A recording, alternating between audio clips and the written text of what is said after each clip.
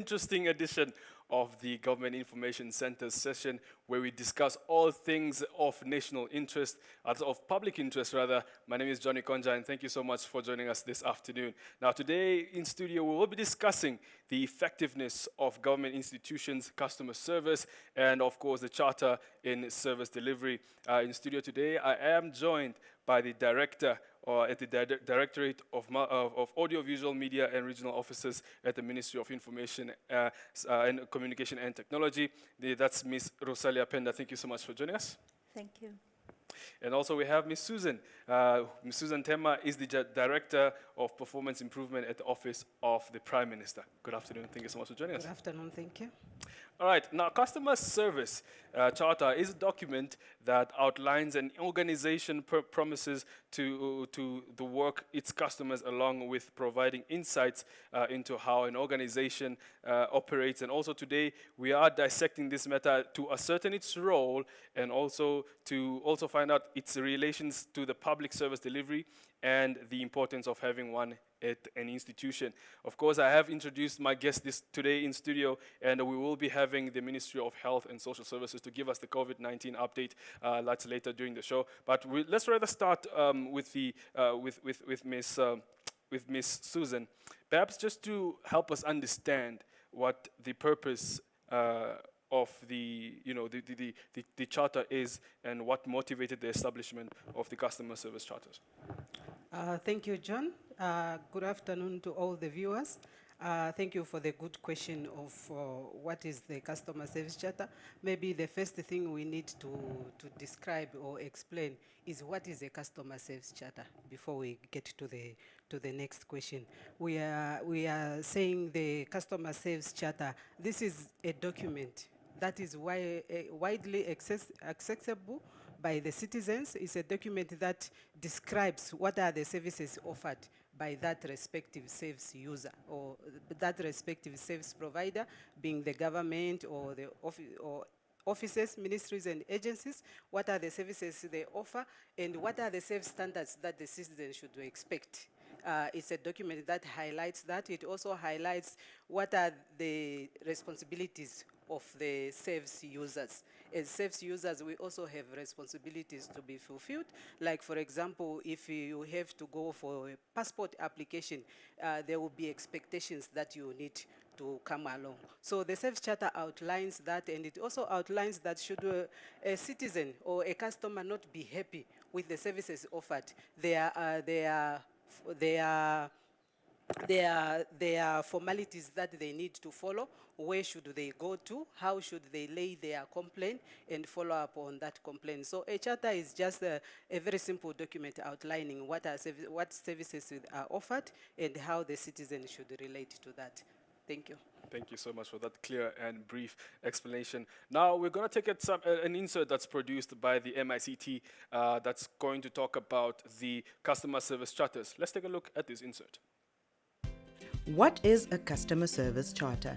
This charter is a tool that sets standards of the services citizens can expect from the Ministry of Information and Communication Technology and provides the opportunity to help us improve our services. Here are our high-level statements.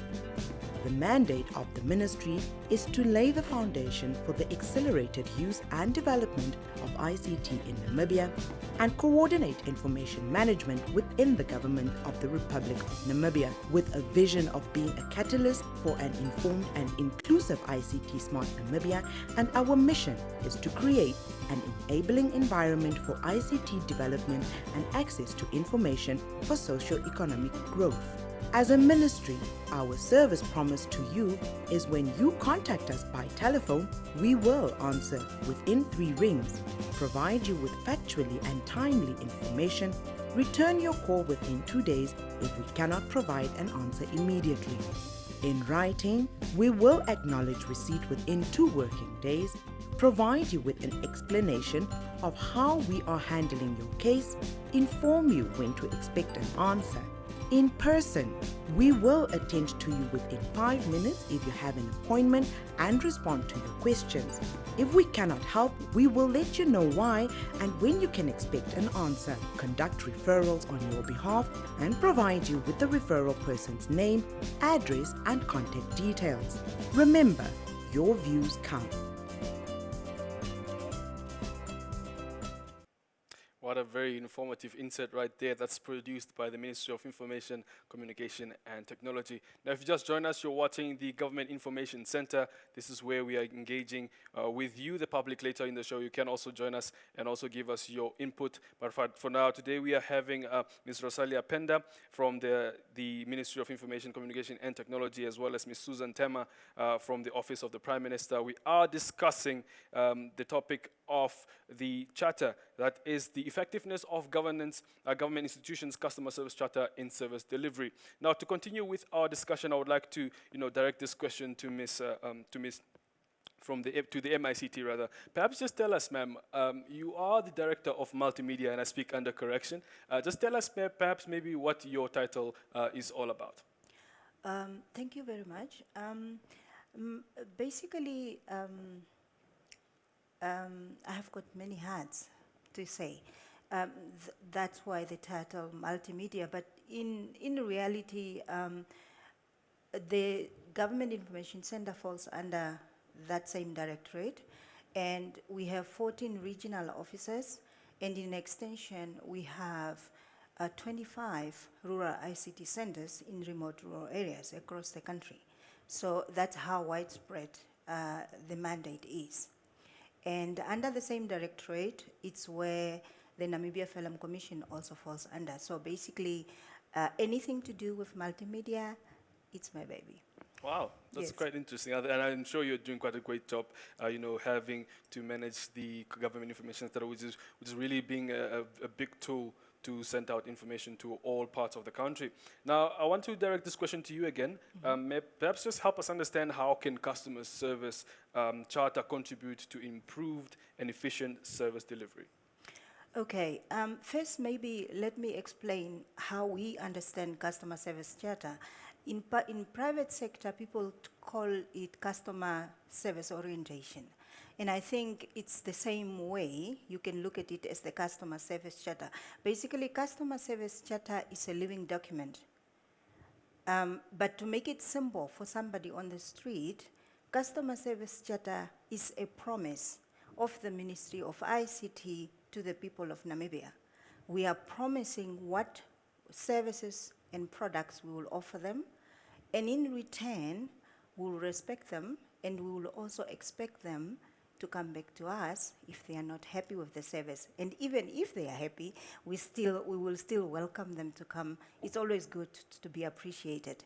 But it's a two-way, it's a document which actually promotes engagement. We cannot, as a directorate, we depend on our customers to actually build on our mandate, and without the customers, we are lost. So we look at this customer service charter as a promise to the people of Namibia.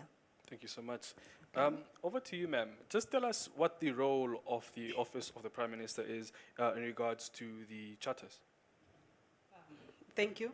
The Office of the Prime Minister derives its mandate from the Public Service Act number 13 of 1995, especially Section 5, 2I and N, which provides for the Prime Minister to be the overseer of public administration. So as the overseer of public administration, we are mandated to provide policy directive as well as the right framework, especially on the current topic we are on. We provide the framework on how to do how to develop the charters, how to live the charters, and also how should we get feedback from our citizens or from our customers in relation to the services that are offered. Thank you so much. Ms. Penda, maybe just also explain to us who is eligible to form part of the Customer Service Charters Committee?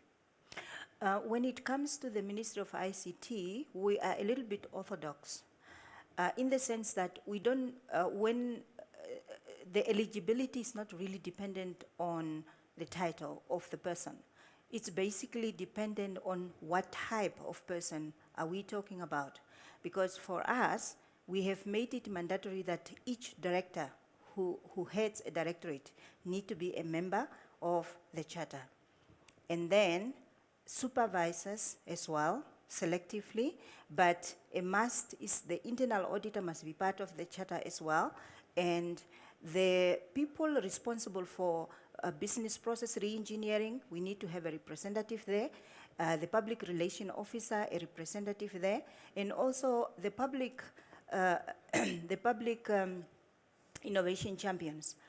From them, we also need a representative, and then each directorate is also represented by an operational person. So that is how we constituted and put together the three frames which the Office of the Prime Minister came up with, because they came separately. The Customer Service Charter on its own, Business Process Reengineering on its own, and Public Innovation Champions on its own. But then we decided in the ministry to put it together because all those things are actually interlinked. So that is how we constituted the charter, but mostly the main pointer or the main indicator is a person who's vibrant, who's eager to learn, and who can think on their feet. Wow, that's when quite situations arise. Wow. Who would you say of all the the different sections that you've mentioned, who has the biggest role to play in the in the creation of this customer service charter? It's basically a teamwork effort. It has to be, because it deals with every section or every department within the ministry. So it's a teamwork effort. And if one of them is not pulling, then the customer service charter will definitely not get created and implemented as well as it should be. Ms. Stemma, over to you, perhaps. Just give us an understanding of how many institutions have concluded their customer service charters and launched them to the public. Thank you. Maybe before I come to that question, just to elaborate further on what Ms. Bender said, to say who is eligible to form part of the customer service committee, charter committee in OMAS. We have the clear guidelines on how to come about the customer service charters, and we also have the terms of reference of the customer service charter committees. We are saying the overall coordination of customer service charter activities in a ministry is the responsibility of the executive director. And that is why even these committees, they report directly to the executive director. And with the composition, as MICT are doing, we just give the guideline to say it should be composed mainly of managers, including the PRO of the ministry, the learning and development officer, but it's purely up to the executive directors to choose among the team members who are those staff members that are passionate about change, because this is bringing about change. Thank you. All right. And on the ministries that are rolling out the customer service charters, we are saying almost 100% of the ministries and regional councils that we are coordinating, they are at different stages of charter implementation. We have three broad milestone of charters, which is the development stage, we have the implementation stage, we also have the internalization or the sustainability of the charters. So ministries are at different levels of implementation, but what I can clearly indicate now is that we have almost 100% of ministries ticking off the development. So we don't have issues of the development. Even if you go to a ministry, you ask where is your charter, the charter is there, it might just be somewhere, but it's there, it's developed. When it comes to implementation means we have, the ministry have gone ahead to launch the charter, to publicize the services that are articulated in the charter. So both to the external users as to the internal users. Remember, the charter outlines the service standards, and it's us staff members who provide those standards. So even staff members need to abide to the charters. So when it comes to implementation, we are standing currently on average at 66% of OMAs and regional councils. Where we are really lacking very behind is when it comes to sustainability. Sustainability of the charters means we have popularized the charters, we have come up with clear performance measures to measure that are we getting to the standard that we set. For example, MICT indicated they will respond within 2 days.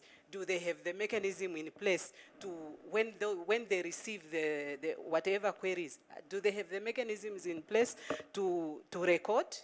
When did they receive it, and when was the feedback provided?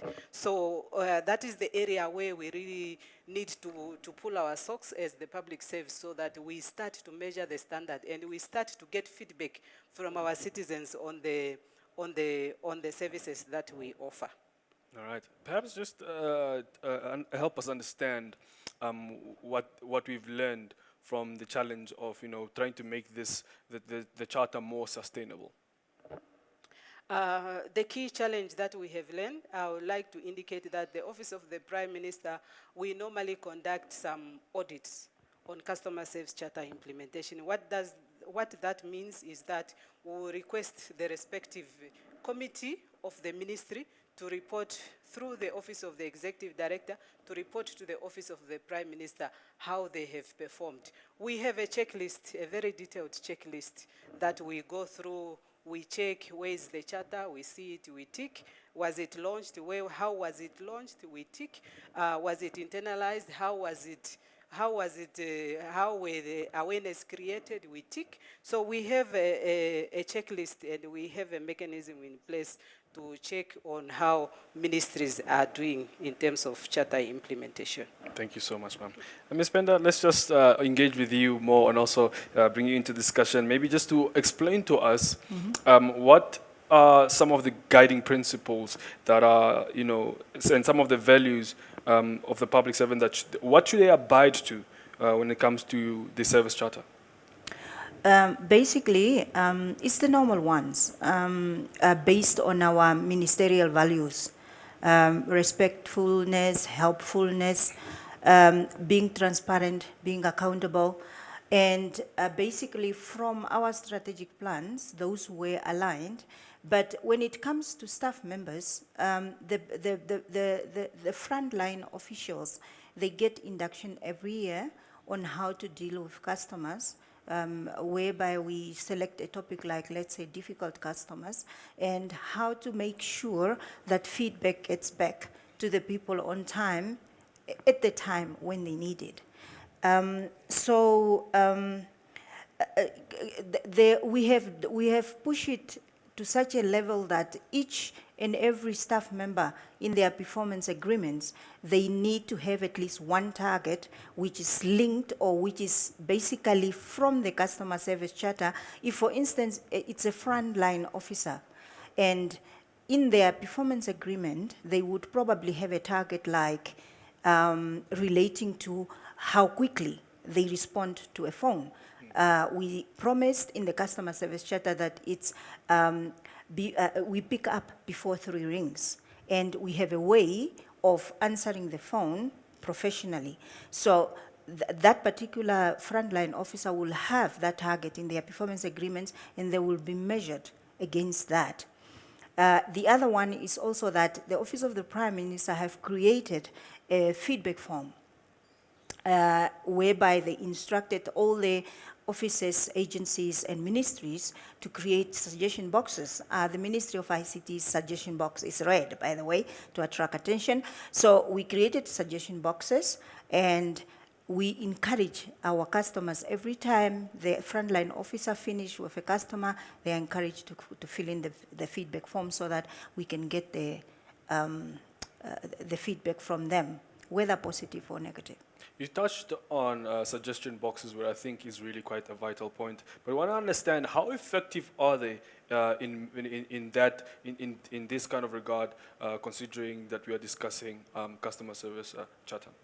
Well, in that regard, the suggestion boxes, we have rolled them out, but what we are getting is feedback. They haven't been that successful per se as expected. Because COVID came, but before COVID, they weren't that popular because people felt the framework of the feedback form is too long. And I believe that we have given that feedback to Office of the Prime Minister, and I think they are working on it. Because preferably, a customer will only be ready to fill in, let's say, three questions, maybe, tick, tick, tick, and then leave. Not a long form which need to, they feel that it's a bit too long. They need a shorter one. So in the Office of the Prime Minister is aware of that. They are working on it so that we can find something, like, for instance, tablet, which you can just hand over to the, or it's mounted somewhere. They just tick, they leave, the next one tick, they leave, that's it. Yeah. Ms. Susan, Ms. Penda just touched on some of these challenges and that your office is busy dealing with those. Perhaps just tell us, what are the efforts that are being undertaken by the Office of the Prime Minister to mitigate these challenges? Thank you. One of the greatest challenges that we have picked up during the audits that we normally conduct is that ministries are unable to implement the charters, purely because the general common one is that there is no budget. But the budget must be secured by the respective ministry. The Office of the Prime Minister do not budget for the respective ministries to popularize their charters. So it's the responsibility of the line executive director to secure the budget and make sure that the charters or the services of the ministry is popularized. Issues like what we have just seen on the video clip by MICT, that costed money, and MICT budgeted for it. So that is one of the critical challenges that ministries are facing, but it is a challenge that can be overcome the way there is a will and there is a zeal to make sure that we popularize the services that are offered. On the feedback mechanisms, there are various feedback mechanisms. One of them is the suggestion box that Ms. Nanda has indicated, Penda has indicated. Of course, we got feedback on the suggestion questionnaire that is too long and that is under revision. But on top of that, we have an online feedback mechanism. If you go to the website of every government institution, you will see a tab on feedback. You just tap there and you provide, whether it's a complaint or it's a compliment to the ministry. The ministry, especially the PRO of the ministry, will be able to pick up that and be able to respond. One of the feedback mechanisms also is through the office of the PROs, and also in the office of the Prime Minister, we have Prime Minister's question time. So the citizens are free to register any complaint or comment on any government services through the Prime Minister's question time. So those are some of the feedback mechanisms that are available. Wow. Yes, please, if you'd like to add. Because last year, no, not last year, the year before last year, we talk in financial year terms because our year starts in April and then in March. Yes. The year before last year, we undertook a desktop survey within the ministry because my point was, what is the use of marketing and creating awareness of a customer service charter if the staff themselves are not internalizing and own the customer service charter? So after we launched the charter and we did all the awareness, we did all the the tagging on the performance agreements and everything else, we decided to find out if the staff themselves are comfortable using the customer service charter, and we did a desktop survey, and we got something like 65% of the staff were kind of comfortable. 25 or 26 there around, they were still a little bit, and the rest were still struggling. Yeah. So then we found out that it doesn't really help indicating to the public that, yes, come to us, we can help, but then the staff themselves are actually not up to the task. Yeah, which is something which I feel every ministry needs to do to find out if their people are really comfortable implementing practically this customer service charter before they can put their expectations too high. Yes. Miss Susan touched on, access online, and I think it's quite important that we also mention that we've Yeah. moved past the stage and we are digitalized in terms of usage or using the customer service charter. But how important is it, from your own perspective, or from the ministry's perspective rather, to have to have access to the charter online? I believe as a Ministry of ICT, for us, that's our lifeblood. And to be honest with you, as far as I'm concerned, I would love every Namibian to be able to access the website of the Ministry of ICT, or rather just to access that part of the feedback fraction for them to be able to tell us exactly what they need. Because whenever you are planning benchmarking on what happened previously, but then sometimes you leave out the gaps of what happens now. So for us, we base all our planning on that, or we strategize based on what our customers are giving us. But Yeah. in terms of people in remote areas, how can they? Is there anything being done? Are there efforts being undertaken by the ministry to make sure that they also have access to this product? Okay, from which region are you? Ochodonjupa region. Okay, Ochodonjupa region. Okay, I'm also from Ochodonjupa region, but or I live in Ochodonjupa region. So in Ochodonjupa region, for instance, we have a regional office which is in Ochivarongo, but we have 2 rural ICT centers, and one is in Okanjira, the other one is in Tsungwe, and these 2 remote rural area centers is an extension of our offices where all the facility, the basic ICT facilities is available. So if somebody live in Okanjira, for instance, they could go to our rural ICT center and get access to, if they don't have the gadget, they can get access to, if it means, let's say they want to check their emails, they can do it there. If they want to laminate, they can do it there. If they want to just surf the internet, maybe to look for opportunities, they can do it there. Yeah.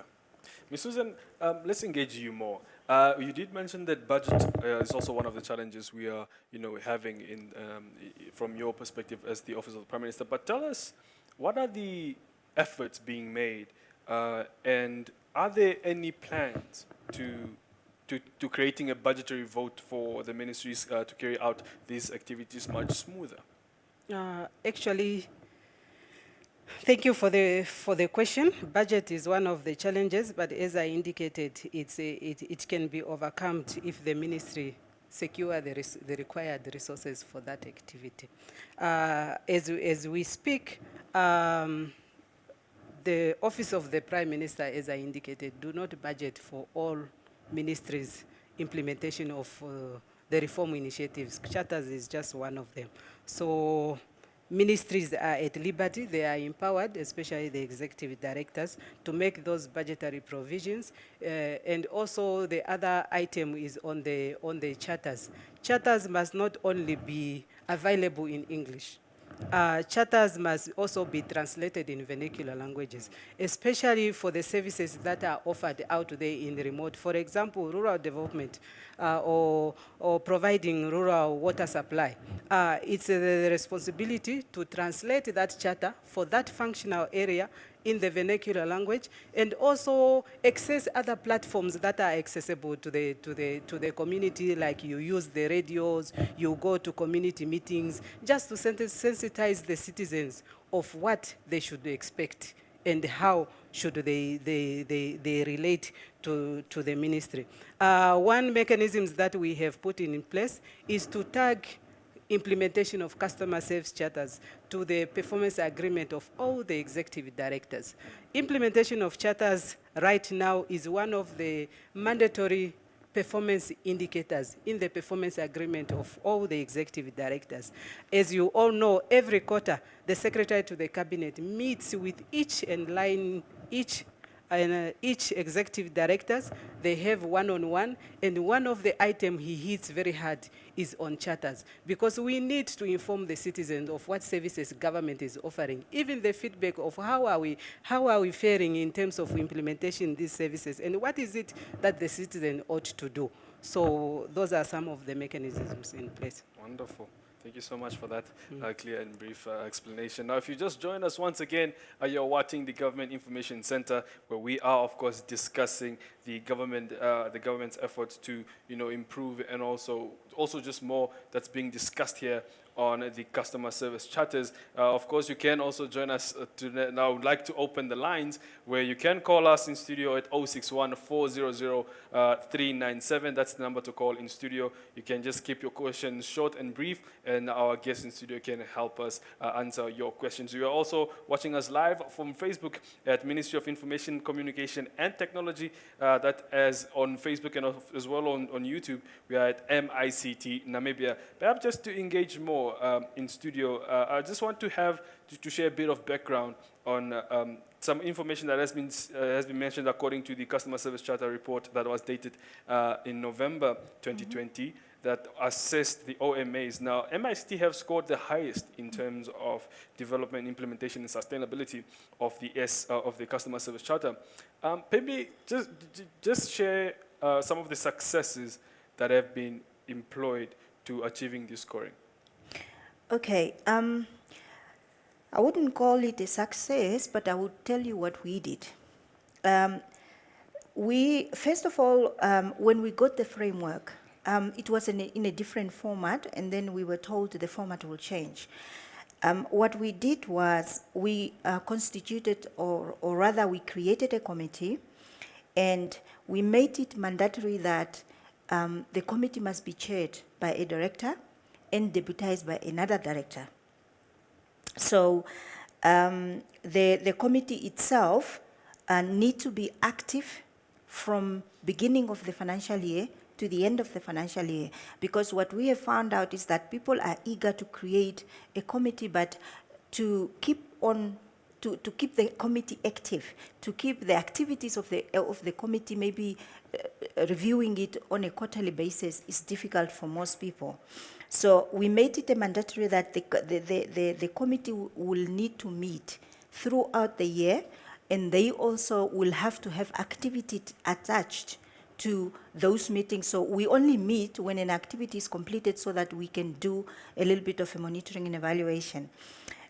What we did also was we created an environment or a team which is encouraged through by leadership through empowerment, whereby I can be the chairperson, but I will definitely not travel at all to the regions to tell people about the charter, or staff members about the charters.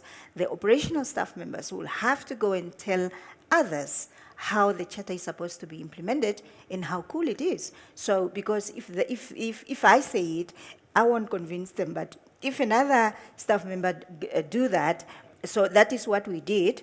And then the customer service ownership started growing by that. And we integrated, as I said before, in the performance agreements. And we also made the team a participatory one and an engaging one. It's not like you do this, I do this. No, we do it together collectively as a team. And then the committee also, as I said before, we made sure the internal auditor is included so that the internal auditor could do spot checks. Spot checks are checks which is not announced. The internal auditor will just come, observe, tick off whatever they need to tick off, and then they report to the committee. Yeah, and that's how we actually identified some of the spot checks, or rather some of the coffee stains, as they say. And then we also, on the business process re-engineering, what we did is, as a committee, we took a tour through, a simulation tour through the ministry, wherever they are, and identified the services where we find that a lot of complaints are coming through. Like, for instance, the first one we looked at is the film the film sector, the film application, when you are a foreigner and you want to come and film in Namibia. So then we wrote the submission through to the Office of the Prime Minister, and we asked that we need to re-engineer that particular process, and now we are done. It's completed, it's being implemented. It's called a film one-stop center. So which means that if a foreign, even a local one, a filmmaker wants to film in a conservancy, for instance, they need to get permission from the conservancy management. They need to get permission from the traditional authority. If they're going to use actors from the community, they need to get permission for that. If they're going to use drones, they need to get permission from the aviation department. And if they are going to bring in a crew, they need to get permission and visas, work permits from the Ministry of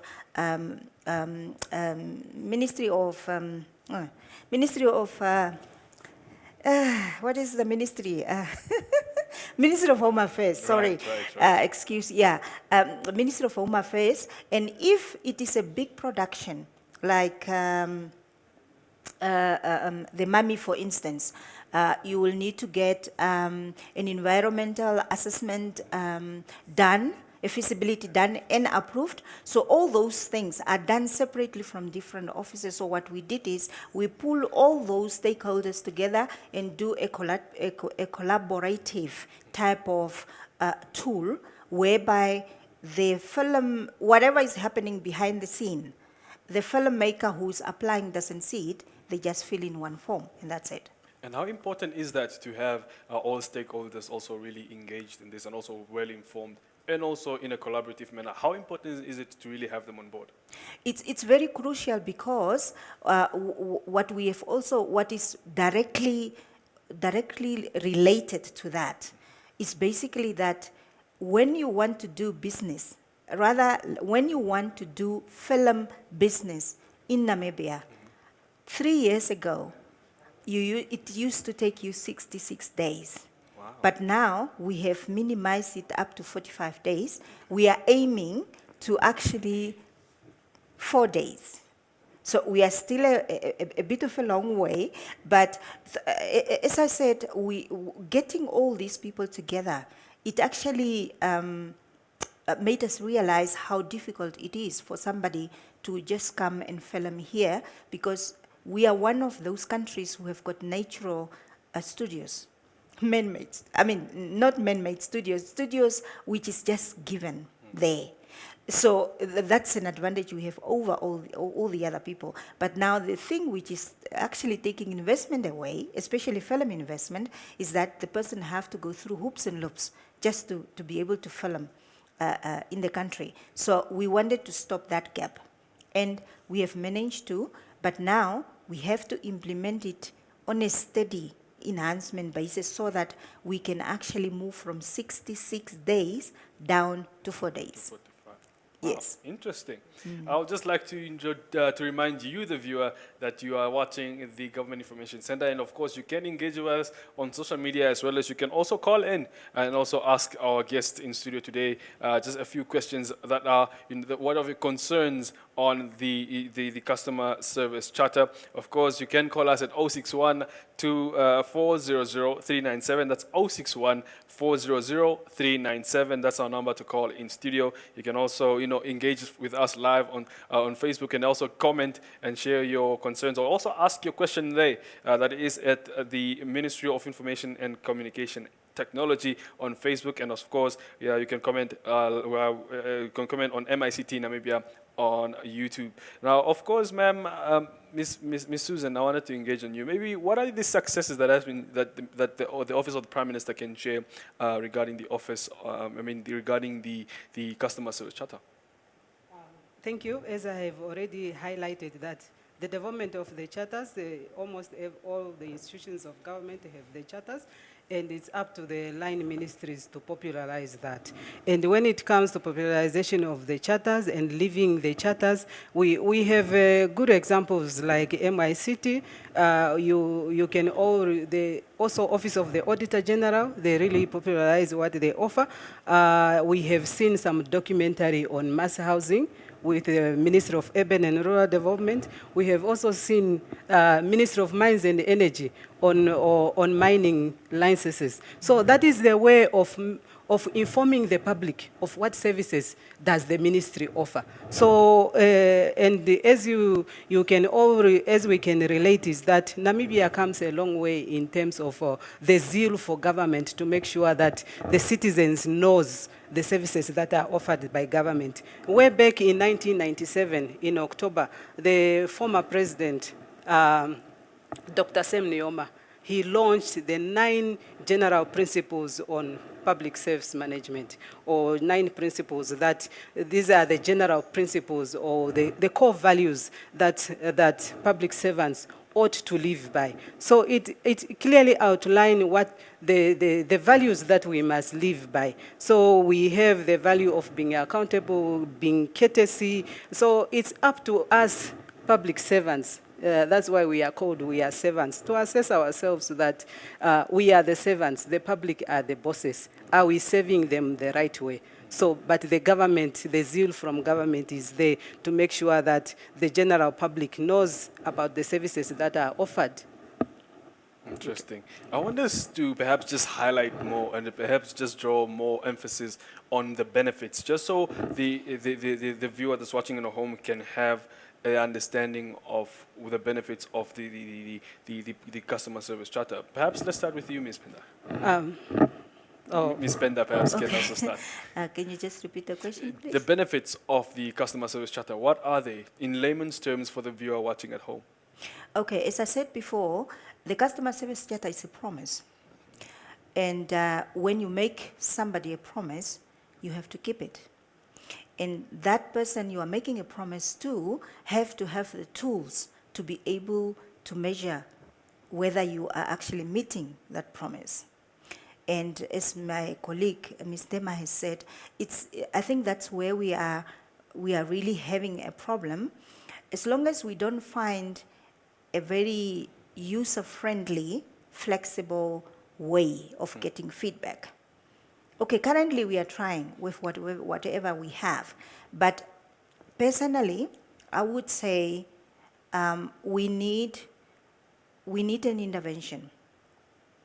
Intervention in the sense of Ministry of Finance making provision, not a big one, just a small one, for each ministry to take the first step, so that at least we have something at every building of government. There is a board like that, like a podium, where the person, or like just like the iPad you are holding. Just an iPad where our customers could come and say, oh yeah, today I got served very nicely. Oh no, today the service awful. You know, because that's how we are dependent on that. You see what I mean? Without that, we are working in a vacuum. And that is where the problem is. Because somehow when people join government, they seem to get into a habit of feeling that they are settled, they are there, but not necessarily why they are there. And to dissect that word, public servant, you are a servant to the people, and if the people are not happy with you, they must have a means of telling you that, so that you can do damage control, or you can actually prevent the same mistake from repeating itself. All right, Miss Susan would like to add, I'm sure. If I can add on some of the benefits of having customer service charters that are fully implemented, is that you improve access to the services that are offered, because you make known the services that you are offering to the general citizens, and you are also empowering the general citizens to play a role in that process. So by getting feedback from the citizens, as a line ministry, you are also getting feedback on what services, on the quality of service, what you are able to make a decision that this service we are offering is not satisfactory to the citizens. So you are able to change and modernize that service and be able to provide quality service, because that is the aim of government. And ultimately, at the end, we will have a happy citizenry. Customer satisfaction will go high. In 1997, just some background, not 97, 2007, the office of, 2017, the Office of the Prime Minister conducted a citizen satisfaction survey. And the ultimate result there, it was the overall average is 54%, meaning it was very low. Right. And some of the attributes to that can be mitigated by the customer service charters, that you, maybe the citizen do not even know the service, and during the question time you ask them, have you interacted with this? They don't know about that. So the outcome will be negative. But if we make it very friendly, we make known the services that we are offering, then the citizen, we are empowering them also to interact with government. Wonderful. Perhaps you can make the addition, but just on the benefits. Right. Yeah. One thing which we have picked up, this is now from practical experience, it's honest communication. Now, honest communication in the sense of the staff. If you are honest with the staff and you help them understand what they are supposed to do, then it cascades down to customer satisfaction. The same applies to open doors. Our customer service, when we launched it, we took basically so-called oath. I will say an oath, because we laid down the principle that no government office in the Ministry of ICT need to be closed when you are inside. The doors remains open, which means anyone can walk in. The other advantage is the collaboration of technology, or collaborative technology, in the sense that if you are likely, if you communicate the charter in such a way that every staff member emulate it, it kind of, as I state, it cascades to the customers, and of course, when the customers are satisfied, they come back as well, and one of those customers might just be a software designer or an application of a creator. And in that way, the ministry benefits as well. Wow. Ms. Penda, there are those who like to take on social media and also express their dissatisfaction of services to perhaps a certain ministry or whatever service that's out there being provided to the public. What does the Ministry of Information do in that regard? We have all the platforms. We are subscribing to all the platforms, and our public relations officers, including the manual newspapers, any comment, any complaint which is raised, we usually deal with it through our public relation officers. If they don't know what to say, they usually come back to us, and then we respond back to the customers. Sometimes it's not even a complaint, it's just that the person doesn't know and they need to know this type of information. Even if it is not part of our mandate, we usually do that. Even it can be a Ministry of Health, it can be Office of the Prime Minister, it can be Minister of Urban. It doesn't really matter for us, because we have all tentacles in all ministries, so we provide the information as we get it, and we have made sure our ministry is basically the backbone where public relation officers are emanating from, and we provide them with training, and we do monitoring and evaluation. We also have a quarterly survey, which we actually look at the websites of the ministries and see which one has got too much outdated information. So thus, the PRO usually are our frontline people who are actually our faces, representing each and every ministry. Wow, interesting. Ms. Susan, just tell us, maybe she did speak of the public relations being involved in, not the implementation, but perhaps the operationalization of the charter. Perhaps just tell us from the Office of the Prime Minister's perspective, how involved is the PRO in the operationalization of the charter? Thank you. In all the ministries, the public relations officers play a bigger role in terms of getting feedback from the citizens, because that is the front line staff where the citizen goes to, especially when it comes to the online feedback mechanism. The person responsible to manage that platform is the PRO. So the PRO plays a bigger role even in terms of creating awareness of what services the government is offering, and also the learning and development officers in OMAS, they also plays a role to train civil servants or to train staff members to know what are the standards, what are the promises we have made to our citizens. We have set the standard to say we will respond to your queries in 2 days. So the staff members ought to understand that as I receive this letter, I must provide feedback within 2 days. So it's a two-way relation. It has to do with us as public servants and also as citizens getting to know what is expected. And hence the PRO, they report directly to the executive directors. So they play a bigger role. They are a support to the executive directors. Interesting. We are, of course, edging towards the end of our program, unfortunately. But let's just maybe take this last few minutes to just perhaps explain the policies developed over the years that have been developed to drive transparency. How has it been effective, perhaps from both the MICT and the Office of the Prime Minister? Maybe for MICT. Okay. Do you want me to start? Yes. Okay, as I said before, transparency comes in many formats, but what we have discovered is that honesty in communication is actually our key for both staff and the member of the public. And also, we have also found out that when it comes to transparency and accountability, they go together somehow in practice. So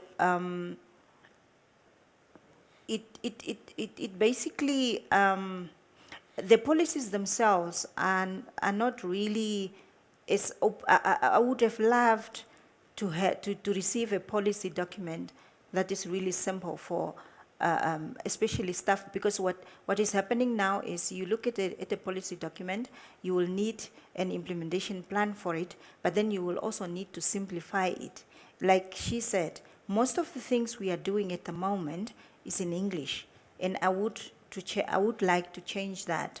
But unfortunately, translations in this country is very expensive. And as a ministry, we are working towards that, because for us, the ultimate two areas where we feel is the first step for the Minister of ICT to be transparent. It's honesty in communication, and for the people to read what they need to read in their own language. I feel that's the ultimate transparency, because for everyone to understand, it doesn't really help us to say, yes, we did it, but it's only in English. What about my grandma who's in the village? She can read, but she can read English. Maybe she can read Afrikaans, or she can read Oshiherero, for instance. So we need our people, the people out there, the people who put us here, to really be able to help themselves by reading what they need to know at the right time. What about those living with disabilities, such as Braille? Braille, we did try. It's the same with translations.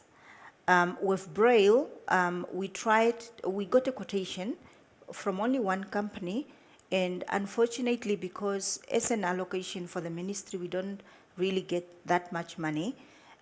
So with the prioritizing, basically, we end up not having enough, because like last year, the year before last year and last year, we were trying to translate the constitution into 3 local languages.